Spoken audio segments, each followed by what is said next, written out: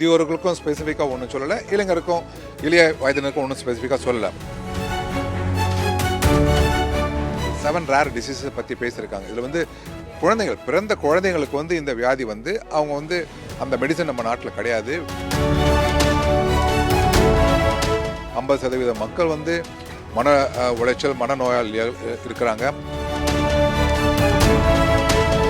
இப்போ சாலை விபத்தில் உயிரிழப்பை தடுக்கிறது எப்படின்னு சொல்லிட்டு அதுக்கு ஒரு பிளான் வச்சுருக்கிறாங்க. அது எப்படி சக்கரை வியாதி சின்ன வயசில் வருது, கேன்சர், புற்றுநோயெல்லாம் எப்படி அதை வராமல் தடுக்கிறது.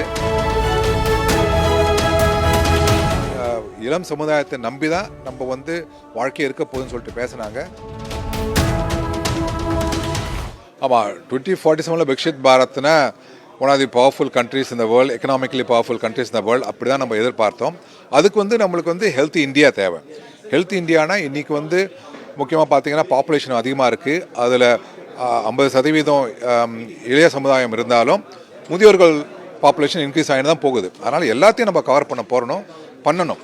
அதை பார்த்திங்கன்னா இன்றைக்கி அவங்க சொன்னது பார்த்திங்கன்னா இதில் ரெண்டுத்துக்குமே முதியோர்களுக்கும் ஸ்பெசிஃபிக்காக ஒன்றும் சொல்லலை, இளைஞருக்கும் இளைய வயதினருக்கும் ஒன்றும் ஸ்பெசிஃபிக்காக சொல்லலை. மொத்தத்தில் பார்த்திங்கன்னா சில சென்டர்ஸ், அதாவது கேன்சர் பற்றி சில இதெல்லாம் பேசியிருக்கிறாங்க.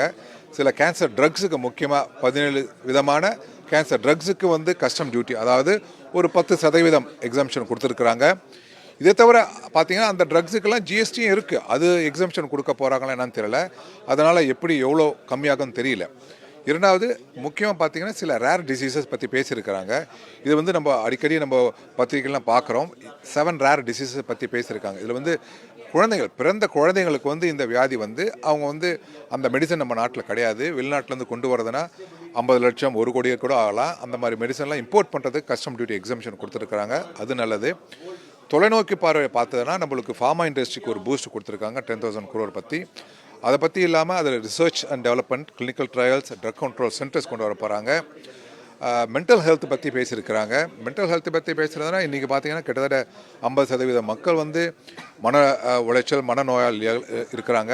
அவங்களுக்கு ஏற்ற மாதிரி அவங்களுக்கு பப்ளிக் ஹெல்த் கேரில் கொண்டு வரத்துக்கு national institute of medical health centers, NIMHANS மாதிரி கொண்டு வர போகிறாங்க. சில வடநாட்டு சென்டர்ஸில் திஸ்பூர் அண்ட் ராஞ்சியில் கொண்டு வர போகிறாங்க. முக்கியமாக பார்த்திங்கன்னா ட்ராமா சென்டர்ஸ் கொண்டு வரதா பிளான் போட்டிருக்காங்க. அது வந்து ஒரு முக்கியமான அறிவிப்பு நான் நினைக்கிறேன். நான் இப்போ சாலை விபத்தில் உயிரிழப்பை தடுக்கிறது எப்படின்னு சொல்லிட்டு அதுக்கு ஒரு பிளான் வச்சுருக்கிறாங்க. அதை எப்படி இம்ப்ளிமெண்ட் பண்ண போகிறாங்க, நாடு ஃபுல்லாக கொண்டு வந்து அதை எப்படி லிங்க் பண்ணி எப்படி கொண்டு வர போகிறாங்கன்னு தெரியல. இது வந்து ஒரு நல்ல அறிவிப்பு, ரொம்ப எதிர்பார்ப்போடு இருக்கிறாங்க. எங்களுக்கு ஏமாற்றத்தை கொடுத்தது வந்து எப்படின்னா, சில இடத்துல வந்து எல்லாருக்கும் எல்லா வியாதியும் கவர் பண்ணுறதுக்கு யூனிவர்சல் ஹெல்த் கேர்னு சொல்லிட்டு எதிர்பார்த்தோம். அதை பற்றி பட்ஜெட் அலோகேஷன் ஒன்றும் வரலை.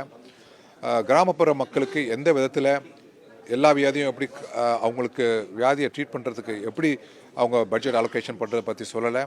மொத்தத்திலே பார்த்திங்கன்னா பல வருடங்களாகவே ஹெல்த் கேர் பட்ஜெட் அலோகேஷன் கம்மியாகிட்டே வருது. நம்ம வந்து 2018 வந்து 2025க்குள்ளே 2.5% ஜிடிபி தான் கொடுப்போம்னு சொல்லியிருக்கிறோம். அது வந்து இன்னும் அது கிட்டவே வரலை. ஐ ஹோப் அட்லீஸ்ட் போன வருஷத்தை விட இந்த வருஷம் கொஞ்சம் நிறையவே கொடுத்துருப்பாங்கன்னு நினைக்கிறேன் நான். அதனால் அது மாதிரி பப்ளிக் ஹெல்த் எக்ஸ்பெண்டிச்சர் நிறையா இருந்தால் தான் 2047 விக்ஷித் பாரத்துக்கு அது நல்ல முறையாக ஹெல்த்தி இந்தியா இருக்கும்னு நினைக்கிறேன். இப்போ வந்து நம்ம அந்த தொற்றானோ என்சிடி பற்றி அவங்க மென்ஷன் பண்ணாங்க. முதல் அறிப்பில் அதை பற்றி பேசினாங்க, என்சிடி பற்றி. அதை வந்து நம்ம கண்ட்ரோல் பண்ணலன்னா நம்ம வந்து எக்கானமிக் க்ரோத் வந்து இப்போ இருக்கிற 7.2 அதை வந்து இப்போ வந்து நம்ம எக்கானமிக்கு கான்ட்ரிபியூட் பண்ணுறது அவங்க சொன்னது யுவ சக்தி அப்படி தான் சொன்னாங்க. நம்ம வந்து இளம் சமுதாயத்தை நம்பி தான் நம்ம வந்து வாழ்க்கை இருக்க போகுதுன்னு சொல்லிட்டு பேசினாங்க. அவங்க நோயற்ற முறையில் இருந்தால் தான் இந்த எக்கானமி வந்து 7.2 இல்லை 8 to 10% போனால் தான் 2047 அந்த இலக்கையை நம்ம அறிய முடியும். நம்ம இப்போ இருக்கிற பட்ஜெட் அலோகேஷன் அதிகம் போனால் தான் அவங்களுக்கு அந்த என்சிடியெல்லாம் கண்ட்ரோல் பண்ணி, உதாரணத்துக்கு சக்கரை வியாதி சின்ன வயசில் வருது, அதை தடுக்கிறது எப்படி, அது முதல்ல எப்படி கண்டுபிடிக்கிறது, அப்புறம் கேன்சர், புற்றுநோயெல்லாம் எப்படி அதை வராமல் தடுக்கிறது, வந்தாக்கா எப்படி முதல்ல கண்டுபிடிக்கிறது, கேன்சர் ஸ்க்ரீனிங் ப்ரோக்ராம்ஸ், அதுக்கு ட்ரீட்மெண்ட் எப்படி, இதெல்லாம் முடித்தா தான் நம்ம 2047 ஒரு சூப்பர் பவராக இருக்க முடியும்னு நினைக்கிறேன்.